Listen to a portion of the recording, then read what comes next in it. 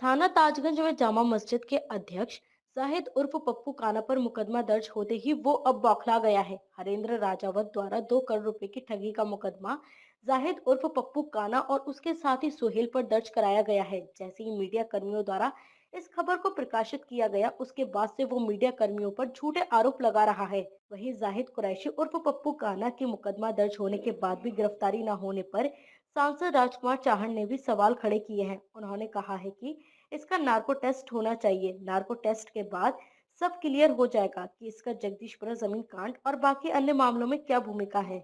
सांसद राजकुमार चाह ने जाहिद कुरैशी उर्फ पप्पू काना की गिरफ्तारी को लेकर भी पुलिस अधिकारियों से बात की है। अब देखना होगा कि 420 के मुकदमे समेत अन्य मुकदमे के आरोपी जाहिद कुरैशी उर्फ पप्पू काना के खिलाफ पुलिस क्या कार्रवाई करती है।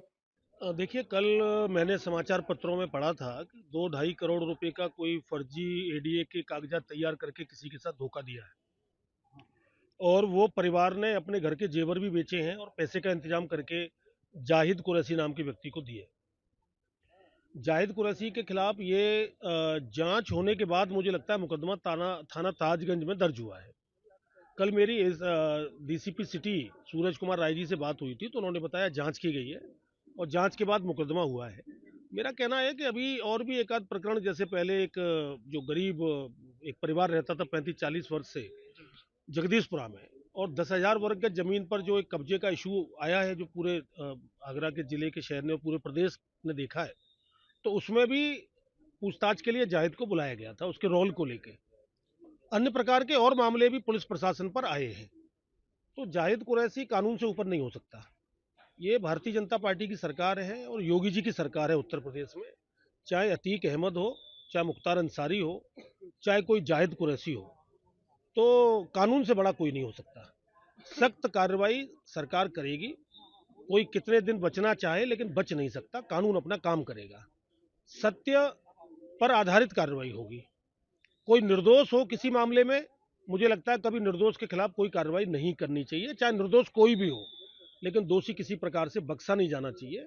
अगर कहीं किसी भी प्रकार की, मुझे नहीं लगता कि ढील होगी, क्योंकि आगरा में जो नए पुलिस कमिश्नर आए हैं उनकी कार्यशैली को मैं देख रहा हूँ। निरंतर वो जो योगी सरकार की अपेक्षाएं हैं उन पर खरा उतरने का काम सीपी आगरा के कर रहे हैं, रविंद्र गौड़ जी और उनकी टीम।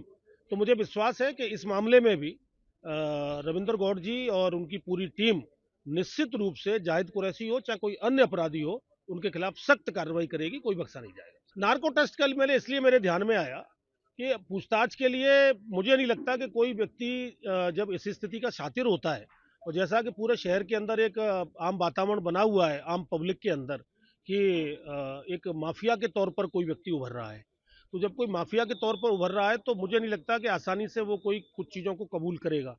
तो सत्यता की जानकारी के लिए जैसे कि पुलिस प्रशासन के पास एक सिस्टम होता है कि उसका नार्को टेस्ट होना चाहिए। नार्को टेस्ट के लिए मैंने कल डीसीपी सिटी को बोला है और मुझे उम्मीद है कि जल्दी वो इस पर आगे बढ़ेंगे।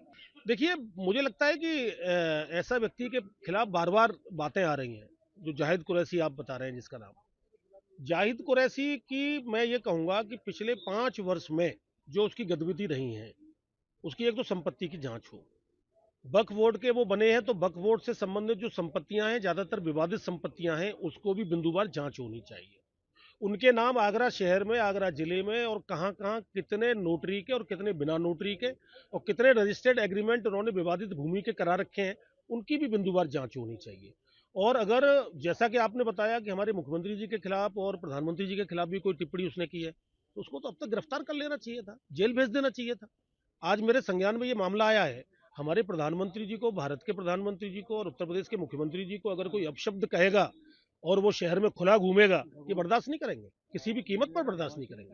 डीजी महाराजा न्यूज के लिए ब्यूरो रिपोर्ट।